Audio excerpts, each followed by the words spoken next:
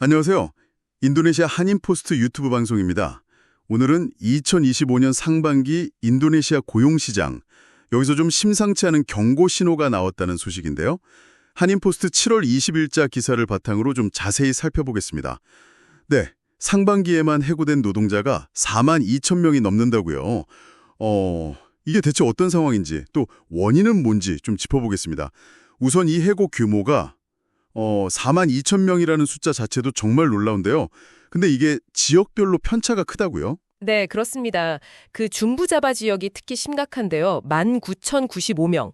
이게 전체 해고자의 한 25% 정도 됩니다. 가장 큰 타격을 입은 거죠. 4분의 1이 중부자바에 몰려 있군요. 네, 그리고 서부자바가 그 뒤를 잇고 있고요. 이게 결국 특정 지역 경제가 다른 것보다 훨씬 더 큰 어려움을 겪고 있다는 걸 보여주는 거죠.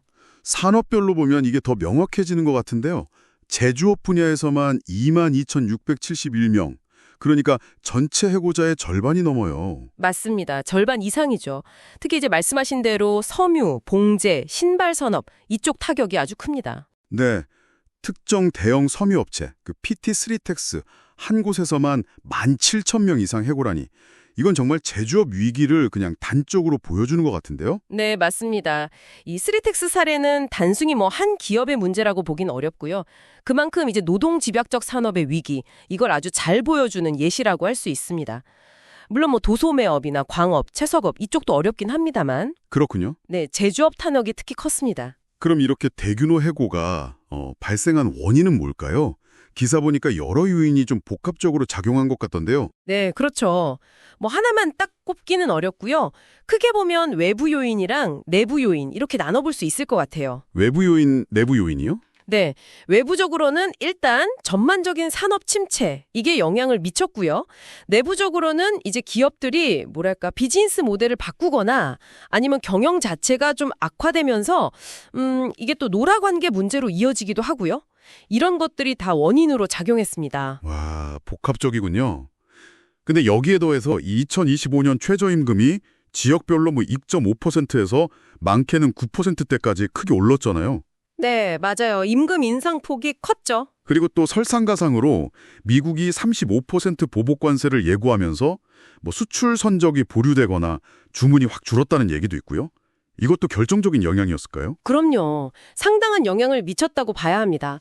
특히 이제 임금 인상 압박이랑 그 주요 수출 시장인 미국과의 어떤 불안정성, 이 두 가지가 동시에 기업 경영의 부담을 확 가중시킨 거죠. 여러 악재가 그냥 한꺼번에 겹친 거네요. 네, 그렇습니다. 여러 악재가 겹친 결과라고 할 수 있겠습니다. 상황이 참 심각했는데 그런데 6월 들어서는 해고 규모가 좀 줄었다는 소식도 있긴 해요.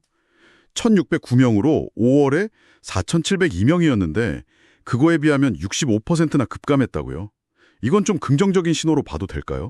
글쎄요, 아직은 좀 단정하기 이릅니다. 물론 숫자 자체는 줄었으니까 긍정적으로 볼 수도 있겠지만 이게 일시적인 현상일 수도 있고요. 아, 그럴 수도 있겠군요. 네, 그리고 아직 행정 절차가 다 완료되지 않아서 통계에 반영되지 않은 사례가 있을 가능성도 배제할 수는 없습니다. 그래서 상황을 좀 더 지켜봐야 합니다. 섣부른 낙관은 좀 이르다는 말씀이시군요. 정부도 당연히 대응에 나섰을 텐데요. 어떤 대책들을 좀 마련하고 있나요? 네, 정부도 당연히 현장 고용 동향을 계속 모니터링하고 있고요. 노동자 권익 보호 정책을 강화하겠다, 이런 입장입니다. 그리고 해고를 좀 줄이기 위한 종합적인 대책도 강구하고 있다고 하고요. 지원책 같은 거요? 네, 그런 것도 포함해서요. 또 직업훈련 프로그램을 확대해서 새로운 일자리를 만들려는 노력도 같이 하고 있습니다. 네. 자, 그럼 오늘 이야기 좀 정리해 보겠습니다. 2025년 상반기 인도네시아 고용시장, 특히 제조업 분야에서 심각한 위기 상황이 발생했다, 이렇게 볼 수 있겠고요. 그렇죠. 이 대규모 해고는 산업 침체나 경영 문제, 또 임금 인상, 외부 통상 환경 변화 같은 여러 요인들이 복합적으로 작용한 결과로 분석됩니다. 네, 맞습니다. 그리고 6월에 해고가 좀 감소하긴 했지만 이 추세가 계속 이어질지는 아직 불확실하고요. 그래서 정부의 어떤 종합적인 대책 마련, 그리고 지속적인 상황 모니터링이 아주 중요해진 시점이라고 할 수 있습니다. 네. 더 나아가서 뭐랄까 산업 구조 조정에 대한 선제적인 대응 이런 것도 좀 필요해 보입니다. 네, 이게 단순히 그냥 지나가는 경기 침체의 한 모습일지 아니면 인도네시아 경제의 어떤 구조적인 변화를 알리는 신호탄일지 앞으로 나올 하반기 고용지표를 좀 주목해봐야 할 것 같습니다. 지금까지 한인포스트 유튜브 방송이었습니다. 감사합니다.